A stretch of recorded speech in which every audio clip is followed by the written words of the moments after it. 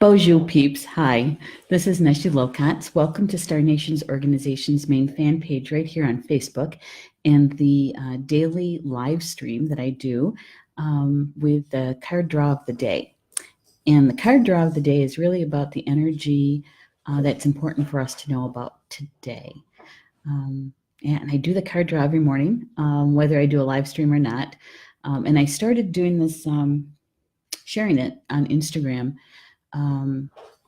last year, right around this time.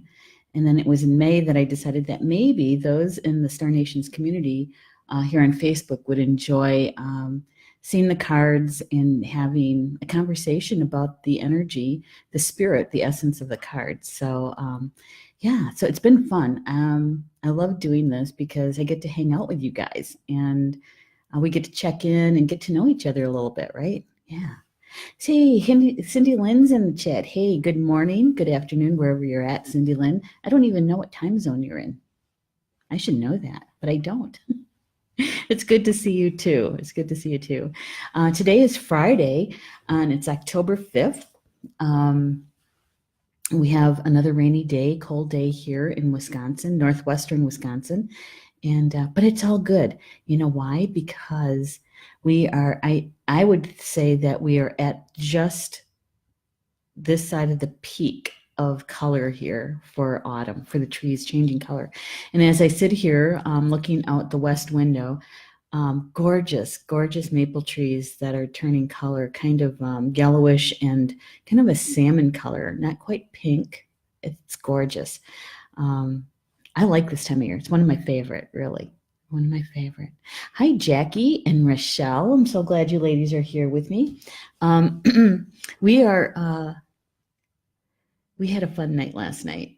Polly Jo LeBay, who is the live show host for Chakra Sessions and Soul Connections, is here in Wisconsin. She flew in yesterday to teach a weekend class.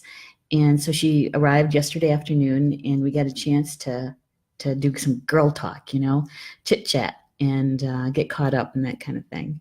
And I actually made supper. I don't do that very often, but I did. I made supper, and it was a nice meal to have with a friend and family, and then I did a mini class, a free mini class on the Star Nations Academy closed group last night. We talked about numerology and finished up the karmic lesson piece that we started on Tuesday night on my weekly show. So it was a good evening. It was a good day yesterday. And today is all about doing this live stream. And then what I'm going to do is turn the Academy, for where I broadcast from, is to take down to studio and bring in the classroom stuff. So George and I will be working on that this morning, and Polly Jo is busy down at the house doing some of her own stuff, getting prepared, right, and working with a client. So I just love doing this kind of work. It's so much better than sitting in a cubicle. And those of you that are sitting in a cubicle, you know what I'm talking about. Yeah. So, yeah. So the energy today was really kind of interesting to do the card draw, because Polly Jo was with me this morning. We were having coffee, and I decided to do the card draw, so she hung out for it. And we've had this card before, and I think what I'm going to do is show the cover of the box, the cards. For those people who are just joining us maybe for the first time or haven't joined us in a while, we're using a new deck, and it's called Angels and Ancestors Oracle Cards by Kyle Gray, and the artwork is by Lily Moses. Lily Moses is the artist. And so this is the deck that we're currently using. It's a brand new deck, published in 2018, recently released in, I think it was mid-September. Yeah, I think it was mid-September. So they're brand new. Now, I haven't known Kyle's work before. I was looking for a new deck of cards that had more of a Native American perspective and indigenous, right? There's not that many good card decks out there with that. And so I was on Amazon.com and I was scrolling through, and this is the deck that kind of jumped off the screen at me. And so I took a look at it, read it, and I thought, I think I'm going to give that a try. And so I ordered it, and pre-ordered, I should say. And when they arrived, I didn't even have a chance to really take a look at them because we had a class here. And so I was busy that weekend, and it wasn't until like the following week that I slowed down enough to open up the deck and to start working with it, clearing the deck and dedicating it to the light, and then sitting down and looking at each one of the 55 cards. And I realized, I think I'm really going to like this deck, because the way Kyle describes the deck and its purpose and intention is to be the bridge between ancient information and modern day. And that's just another way of saying our tagline here at Star Nations. And so, yeah, I think we're going to like this a lot. So today's cards, we got 2 of them. Today, we've had this one before. Knight. Be brave and honest. Be brave and honest. Yeah. And in this card, there's a lot of course, symbology in it, right? As I was looking at the card again this morning, what really caught my eye this time is this chalice way over here in the back, right about there. That wooden cup, right? The Holy Grail. The Holy Grail. And for those who follow Mother Mary, noticing the rose bush in the back, right? So the divine feminine. In the knight, he reminds me of either, a Knights Templar. And what the quests that they went on, right? The quests. And they had to be brave in order to do those quests. And one of the things that when Pauline, Joe, and I were talking about this card, I was telling her about the sword that he's holding. That's a kind of a broadsword. They're very large swords, and they're meant to be wielded double-handed, right? Double-handed.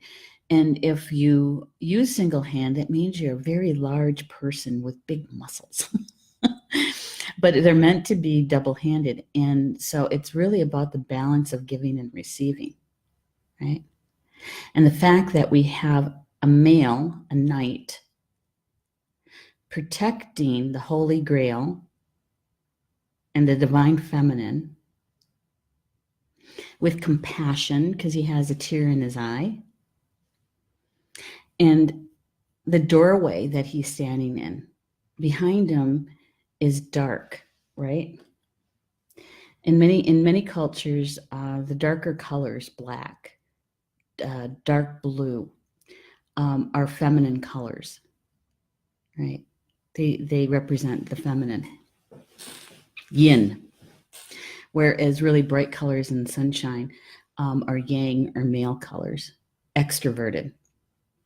So with this card, we've had it before, and Kyle writes about it. It's on page 46. We're going to just kind of go over it one more time. The message is be brave and honest. The message is do the right thing, even if it isn't the easiest option. Stand for what you know to be right and true. Stand in your truth, right? Standing in your truth. And for this knight, that his truth that he's standing in is to protect and to honor the divine feminine, right? That energy about today, and especially since since I would say the fall equinox in September, right around that time frame. Remember all the astrological stuff we had going on? We had the full moon, we had solar flares. There's a lot of energy that was moving through, and we're on the other side of that with the integration. And I wish Julie Hedges is going to be here this weekend too, and she just wrote something for I think it's the October issue. She's writing, or was it September? Maybe it was the September issue. about Venus and the divine feminine. So, as we take a look both inward, our own instinct and intuition inside, right? All the healing that we do from the inside out gets reflected out to the outer world. And if you take a look at, even though it looks and seems chaotic and, a dark moment, especially here in the United States, when we're talking about the Kavanaugh appointment or nomination, I should say, they're voting on him this morning on whether or not he is going to be a Supreme Court justice. And all the information, the stories that private, personal stories that came out from women regarding this man, this Kavanaugh, and how he has treated women, right? So it's about the divine feminine again, finding their voice and standing up, being brave and standing up in mostly a room mostly filled with men to express an abuse that happened to them. It's brave, courageous. Yeah. Cindy Lynn said, LOL, said fall and my phone fell out of my hands again. What the heck? It's like last night. I know. I think last night it was because I had caught my broken thumbnail on a piece of fabric, and it stung a little bit. It's like, ow. I still don't have a Band-Aid on it. I don't know. I forget about it to put that Band-Aid on. Cindy Lynn's also saying, also everything started to sink in from last night's show as I tried to sleep and out of nowhere felt the need to cry. Yeah. Well, it's about the release, right? And about the healing. The healing grace is what I just heard. The healing grace. Yeah. Learning about your karmic lesson that you came in with, and also I was really serious about the reflection when we reflect back, because sometimes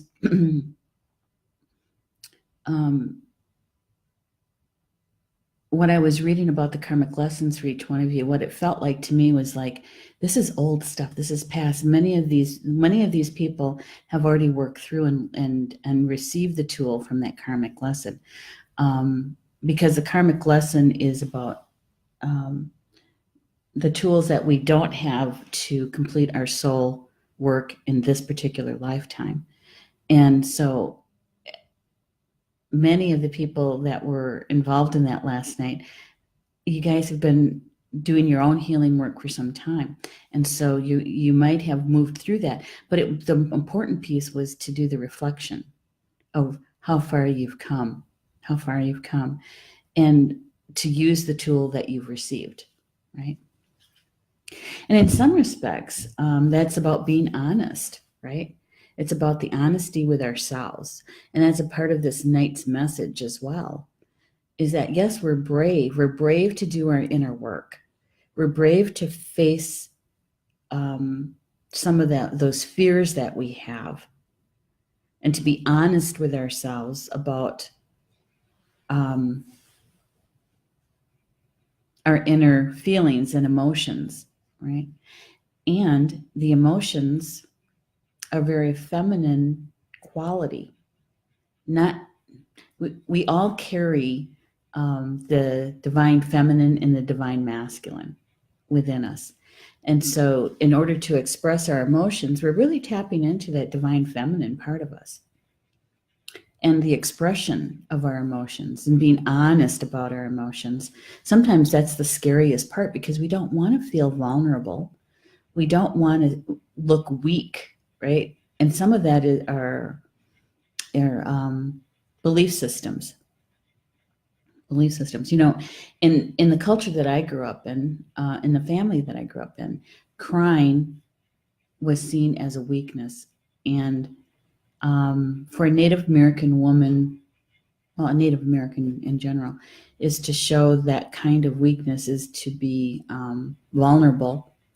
And so this is this is the stuff I learned as a kid, right? You know, never let them see you cry. Never let them know your true emotions about something, because it's so easy to be used against you. So whether you're extremely happy or extremely sad, you don't show either one. You're kind of in the middle. And that way people with prejudice and racism, um, they don't have anything to hurt you with, right? So you're hiding your emotions. You're not expressing your emotions. Yeah. So that's a belief system I had to let go of, and said it doesn't serve me. It doesn't support me. And being honest about it, right? Being honest about it with myself, with myself. And part of that standing in your own truth, right? Because kind of, how does he write that? He says, do the right thing, even if it isn't the easiest option. Stand for what you know to be right and true. He says that the energy of respect is important right now. You're being encouraged to figure out what's important to you and what you stand for. If you're in a space where there's opposition, you're being guided to follow through with integrity. Because even if it seems this will slow your progress, your rewards will be much more abundant. You're being surrounded by a light of bravery to help you. Yeah. And even if we take a look on the outside of us, all those people with the Me Too movement, and being brave to actually speak their truth and what happened to them, and how it affected the rest of their lives, and now they're starting to heal it, even with the speaking out loud and owning their emotions about it, right? Hi, Peggy. Peggy Bowles here. Made me log in, and so sorry I'm late. Now I'm working getting that on getting it to run. Okay, well, right time, right place, Peggy. Right time, right place, because you're here now, and that's all that matters. Donna's saying so true, and yep. Cindy Lynn saying, and yeah, Cindy Lynn saying not heard, and Donna saying I'm working on that. Yeah. Um, and one of the things that I know to be true is that our personal healing work, the healing that we do around those emotional traumas, those mental traumas that lead sometimes to the physical trauma, right?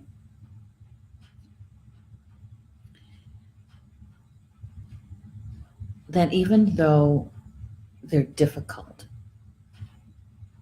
sometimes even life-threatening, okay? Um, Beneath all of that is this gift. And I know when you're right in the middle of it, or you're working on healing it, it doesn't feel like a gift. It feels sometimes more like a curse. But underneath it all, when you get through it and you heal enough of it, that the real you begins to come forth. The authentic part of you, the part that made you stand up and be brave to face whatever it is that you have to face, to heal it, to clear that interference, that blockage, that debris, so that you have more access to your intuition, that you trust yourself more, and that you have access to more of your gifts that you came in with, that we begin to vibrate closer to our original vibration that we came in with. And so that the frequency that we live in um, is actually an asset in order for us to complete our soul contract. I know that's a mouthful, isn't it? And it's like, oh my God, I thought I was done. We're not. If you're in a physical body, you're not nearly done.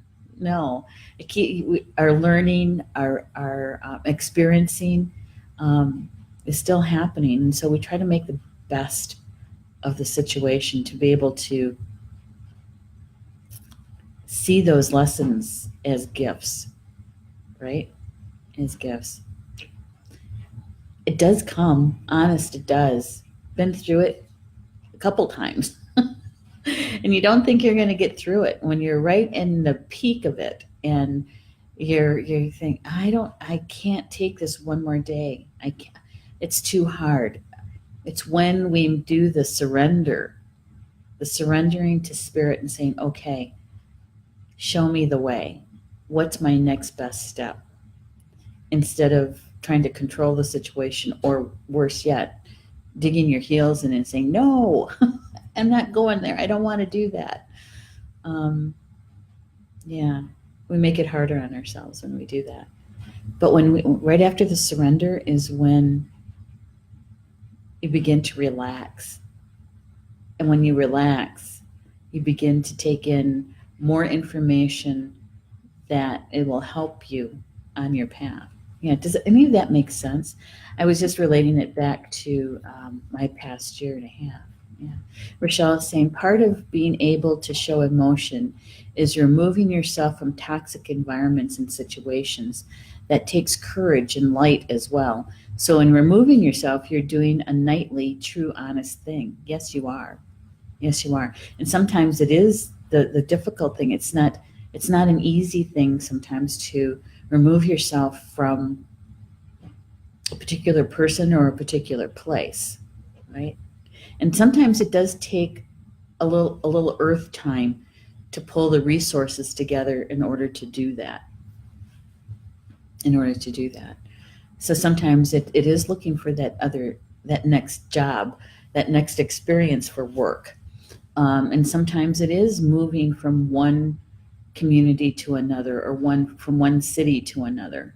And sometimes it is leaving some of the people that you've known for a really long time. And then one day you realize, wait a minute, I don't really fit here. I've tried to make it work. I've tried to make it fit, but this is not me. This is not me. And so then you go and you search for those people who are like-minded, like-hearted. And so when you have a conversation, you don't feel like you have to defend yourself or do this huge, long explanation of something. That they understand when you say, every morning just about, I try to catch Neshi for the card draw. And they're saying, card draw? What do you mean card draw? What are divination cards? So you're not having to explain yourself all the time. Not to say that it's good to help people with a little education, those teachable moments, that's about part of being a light worker as well, or energy worker as well. So the Knight. This is the first card. Be brave and be honest. And when we look at this and looking how, the Knights Templar were protecting, right? We have a full range of helpers in spirit, our spiritual team, or as Carl Franklin calls them, our spiritual family. We have a full complement of spiritual beings who are assigned to us to help us. And this Knight is one of those. They're an aspect of ourself, that's for sure, right? But we have protectors that are on our spiritual team. And so when we feel vulnerable, we can call on them to please come close so I feel safe, right? And we also have those on our spiritual team who can help us to express our emotions, verbally, physically, even mentally, because we catch ourselves when we're really hard on ourselves. and that self-talk that is less than positive, right? And you know what I mean. You know what I mean. So we can call on them and ask them to please help me to express this in a more positive way. How can I do that in a more positive way? Yeah, asking them for assistance, because otherwise, they can't help us until we ask. Cindy Lynn said, had that with my family. Yeah. Cindy Lynn, honestly, I do believe that almost everyone has experienced this with their family in some way. You know, I have one aunt who I haven't spoken to in 8 years, 9 maybe, could be even longer than that. And it all started because of drum making. Yeah, and so for me, because I was teaching people how to make drums, and in the Ho Chunk culture, way back when, women were not allowed to touch drums or play drums. And things are changing. A decade later or more, 15 years later, there are more Native women drumming across many different indigenous nations here on Turtle Island than ever before. And so it's not so much an anomaly as it was 15 years ago, 20 years ago. So, yeah. So I'm not in an anomaly anymore. But anyway, I haven't talked to her. She hasn't talked to me, I should say, in that length of time. Yeah, and I think we've all experienced having to walk away from a family member. It's not easy because, in our cultures, we're supposed to stick by our family, and doesn't mean that we don't love them. It just means that we choose not to be in their physical presence is all. Mm-hmm. Yes, Donna says it's especially hard when it's family. And Cindy said it's like it's my entire family. Yeah, I hear you. There was a time when I felt that way. For my older brother, I was too Native American. For the brother who is just 3 years older than me, I wasn't Native enough, right? And I bounced between the two. He's trying to prove to each one of them that I'm Native enough, and I'm not, and it's okay that I'm Native, more Native than in my actions than my older brother. Yeah, I stopped that a long time ago and said, you know what?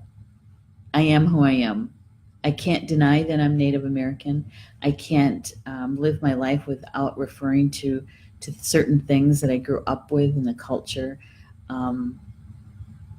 But there's certain things that I didn't bring with me either. Is like the gender stuff, and how some parts of the culture I grew up in, didn't hold the feminine energies very respectfully. But I think we're also looking at what is traditional, what is tradition, because it has changed and evolved over the generations because we had to survive, right? So it's a lot. It's complicated. It can be complicated, and yet I search for the simplest and easiest to understand it. Yeah. Donna saying, I totally understand Cindy. And Cindy says, still hurts and healing, but that's why I have my new families and my kids and all of you at Star Nations. That's right. We get to choose our soul families that we belong to. We do. I'm closer to my sisters than I am to my blood family. And why? It's because they They love me and accept me exactly the way I am, and I don't have to prove anything. You know, it's as close to unconditional love I think that we can get in human form, and and it's rare. It is rare, but but it is there too. It is there. It is present. So I'm going to bounce back to when we do our healing work, when we work from the inside out, um, we shift on the inside and our world reflects that to us. Yep. That's what I believe. Here's the second card that came. And wait till you see this one. Look at this one. Shaman. Trust in higher forces. Yeah. This is quite the image. Quite the image. Starting at the top down. Faintly, just above the owl, is a dream catcher. And of course, then you have the owl, and then you have the horns, the antlers, the antlers. And from a Yaqui tradition, because my dad was Yaqui, this is the headpiece that they're wearing is very Yaqui with the antlers.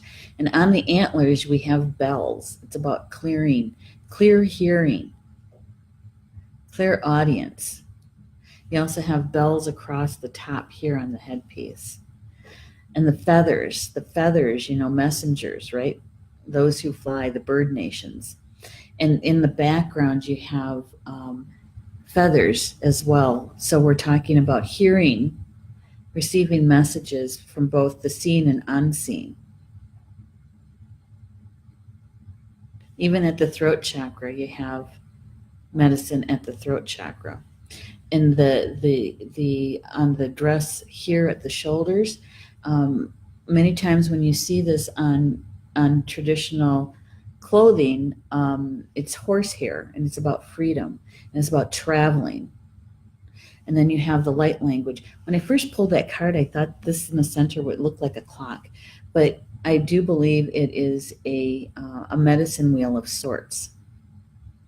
Medicine wheel of sorts. And it's not necessary. I mean, you look at it and you think Native American, right? But remember, shaman, the word shaman is not a Native American word. It's an indigenous word from the Sami. And they're indigenous people to Norway and along the Ural Mountains, east and west of the Ural Mountains, just north of China through Mongolia. They actually are from sea to sea there, but they're on a different continent. And the word shaman in their language translated to English. So you kind of wonder what is really in the translation, because languages don't always translate correctly from one language to another. And so the impression that the word shaman means is one who travels in the dark. One who travels in the dark. Much like an owl. Much like the owl. Silent flight. You can see in the dark. Keen vision in the dark. And owls have really good hearing too. Yeah. Not always the most appreciated animal totem or power animal in native cultures here on Turtle Island.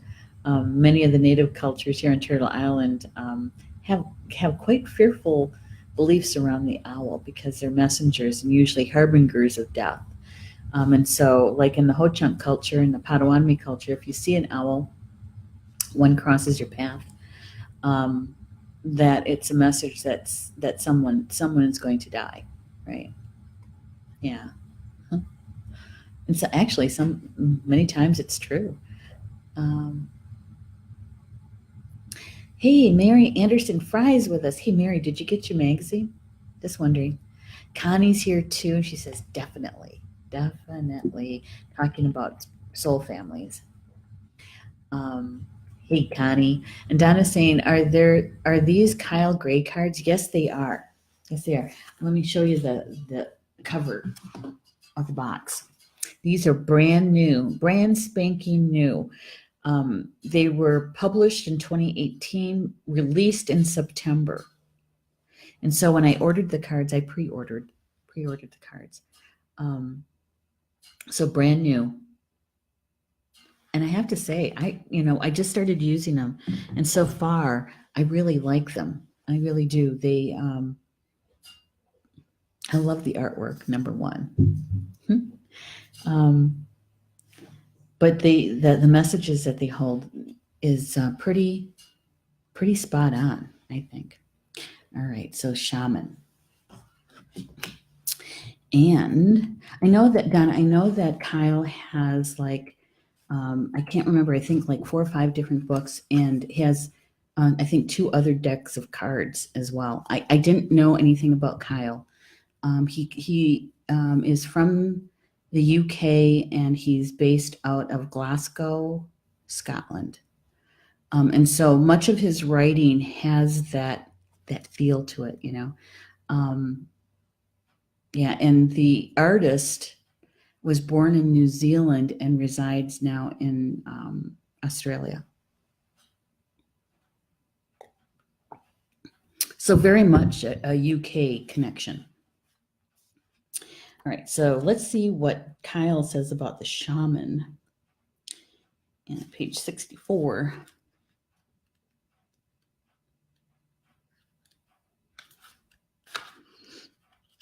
So the message is trust in higher forces.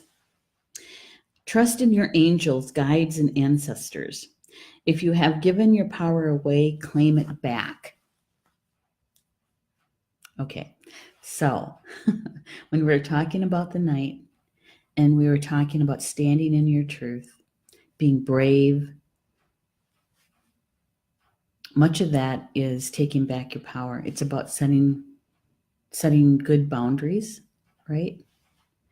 And when we're talking about taking back your power, especially from a shamanic sense, many times it has to do with soul retrieval. When we experience a trauma, many times there's a part of our soul that fractures from that and stays in that moment. It's called soul loss, right? Doesn't mean that you can't get it back. You can. And sometimes with that soul loss is part of you is always reliving that trauma. So a part of you is always living in the past, and difficult to even consider things that are happening right now. Sometimes it's difficult to stay in your body, to be present, fully present in the moment, right? Depending on how much soul loss and how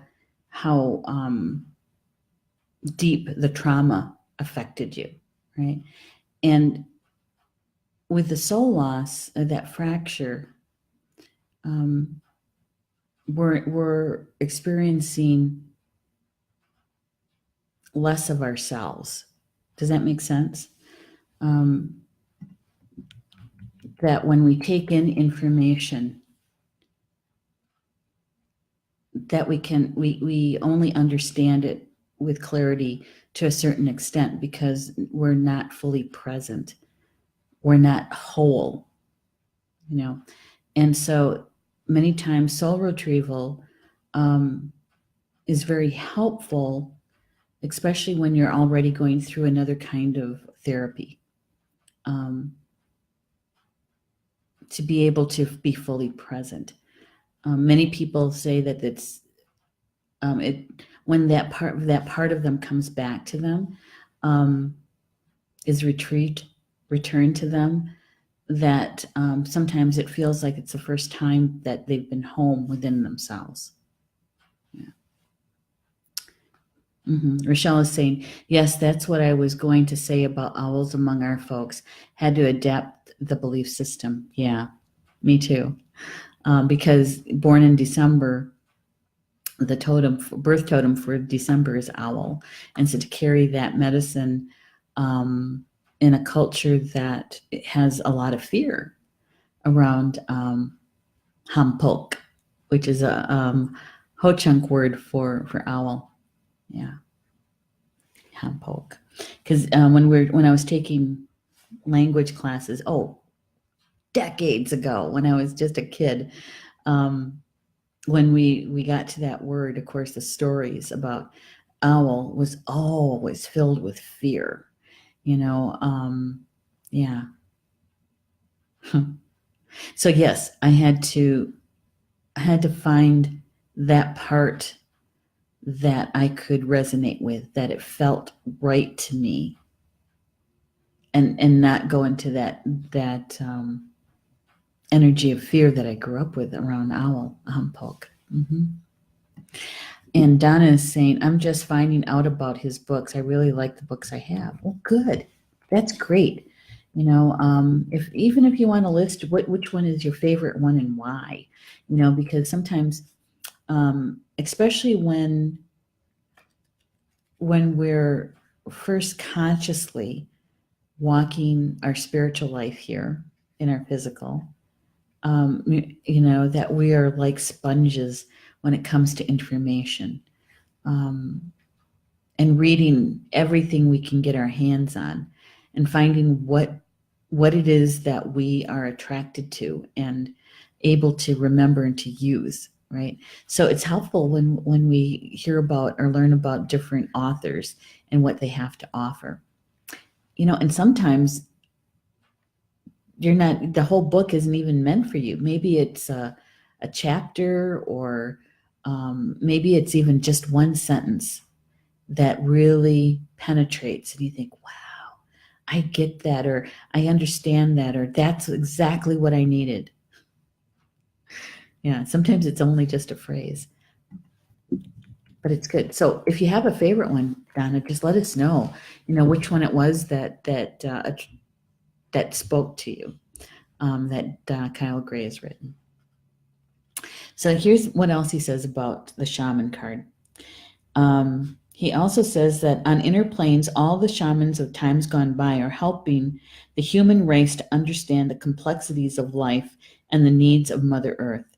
Many are working as spiritual guides, and light workers and light warriors. The shaman card brings the energy of your shaman guide to you. There's spiritual allies working in your favor, and their miracles will unfold much more easily when you move into a state of trust. Okay, so moving into a state of trust, and that, I believe, is talking about how we trust ourselves, how we trust our intuition, right?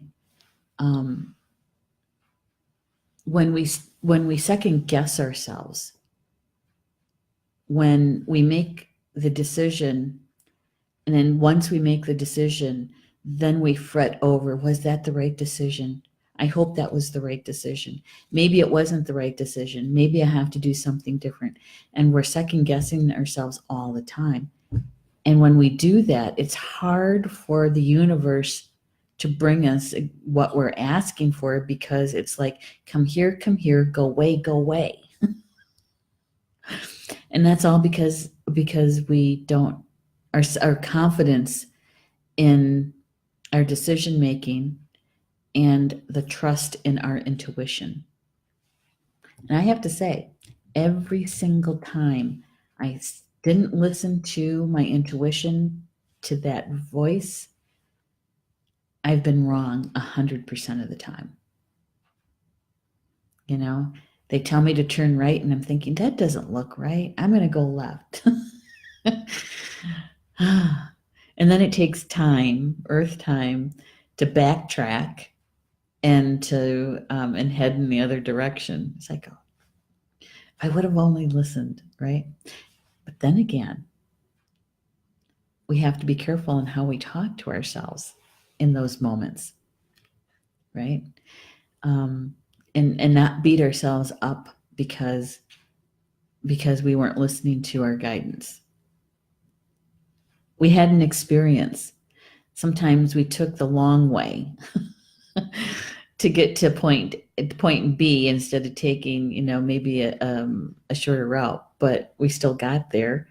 Sometimes a bit bruised, but we got there. Yeah.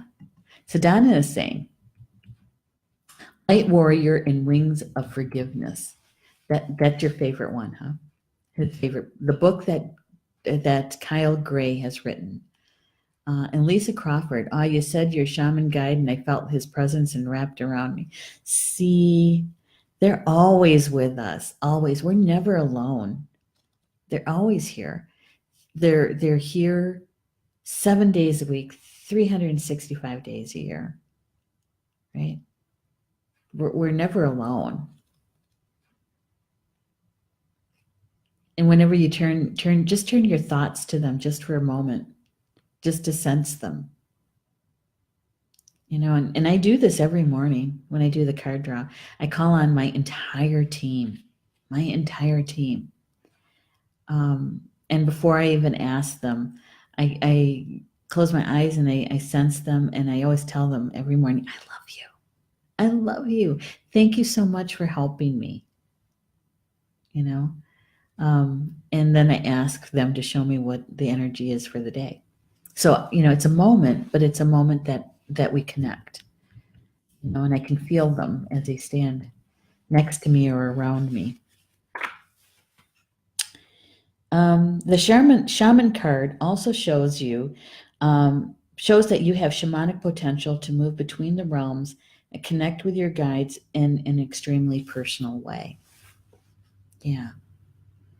The shaman, medicine people, and some that they're called in some cultures, in many of the Native American cultures, the translation is holy person, holy man, holy woman. The Wakan, the holy. Yeah. That when we do the soul traveling, it's from dimension to dimension, from world to world, from this world to another world. Yeah. And many times people think that daydreams are just, how many times are you told to stop daydreaming? From a kid to an adult. See, I think that we do soul traveling when we have those kind of daydreams where, when you're called back, it's like it takes you a moment to say, okay, where am I again? Oh, yeah. Yeah. Because we're out there, right? Yeah. Daydreaming. But we also have, those times when we're very consciously we're traveling. We're very conscious of slowing our, the deep breathing. If you travel by drumbeat or by rattle, that you're consciously doing that. Yeah. Many times we're traveling for someone else because we're in service to someone else, maybe doing that soul retrieval or clearing of some sort. Yeah. But sometimes we do it. I believe we do that kind of travel when we're daydreaming. Mm-hmm. Yeah. So hey, Rochelle Lottie, I thought you weren't going to make it. She says, hello, waiting for the doctor. My mom continually told me to stop daydreaming. Yeah. So you're in the waiting room for your doctor, huh? Listening to the non-show. Yeah, the daydreaming. Uh, when we're kids, we do that a lot, don't we? And as we get older, because we've been told so often, stop daydreaming. Your head is always in the clouds. Yeah. Yeah. Yeah, I remember I was driving. Don't do this when you're driving, by the way, because I missed my exit. It really felt like I was in that other place, and when I realized wait a minute, oh, because I missed my exit. And this is traveling I-90/94 here in Wisconsin between Madison and Black River. Okay. There's one stretch that is like 25 miles before the next exit. It's like, all right, so I had to drive 25 miles before I could turn around and go the opposite direction. So I was daydreaming. Yeah, it was actually. I really do believe I was someplace else. There was a part of me driving, and a part of me doing other work. And yeah, don't do that though. That's that's not exactly the best time to do that. And Lisa is saying, sometimes I find the rattle distracting. Is that normal? Yes, it is. I tell you what, my Misho, my grandfather, who um, did this kind of work for others, he didn't own a drum. He didn't have a rattle. And occasionally he would use his cane to drum on the floor, to do a beat on the floor. But watching him, most of the time it was through his breath. And it was before I even knew the term breath work. Um, yeah. So if the rattle is distracting to you, you can always try the drum, do by CD or um, your iPhone or whatever. But I tell you what, you can do the same thing with breath. It takes more focus and more discipline to do it by breath, but you can do it by breath. I've I've done it that way. I do find the drum much easier. I can get there faster. Um, but breath work is, you can do it by breath as well. And really it's that rhythmic breathing. So in for 7, hold for 7, out for 7, something like that. There's many different methods of rhythmic or cyclical breathing, rhythmic breathing. Um, and find one that resonates with you, that suits you. And when you know that is because it comes to you easily. Yeah. And Rochelle said, I still daydream. So do I. I try not to do it when I'm driving anymore, though. And Cindy Lynn says, my son Ryan runs back and forth in the house anytime you ask him what's he doing. He says, daydreaming. It didn't bother me, but it bothers everyone else in the house and says it's weird, but I don't. Yeah, you know, um, no harm, no foul is what's coming to me. No harm, no foul. And everything's fine. There's no blood. That's what my mom used to say. You're fine. There's no blood. You're not bleeding. You're fine. And Lisa's saying, thank you. You're welcome. And the reason why a lot of, in my grandfather's generation, um, when he walked on, he was 104. So in his generation, not everybody owned a hand drum. Why? One, they were very expensive. They didn't have a lot of money. And so that's why they had communal drums, the bigger drums, and that they worked together, drumming. When you talk to Native Americans who grew up in the culture, okay, I'm not going to say traditional because that means something different for each person. But when you grow up in the culture, the first time I heard the term drum circle, I didn't know what they were talking about. What drum circle? What's a drum circle? Because those of us who grew up in the culture and not so much in, lack of a better term, more of a new age culture, um, our drum circles are powwows, and there's only designated people who do drumming. Not everybody drums.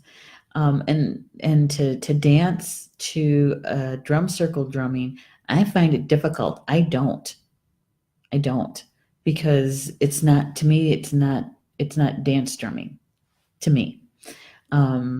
And so what I do is I drum is what I do. And so drumming, owning a drum means different things to different cultures.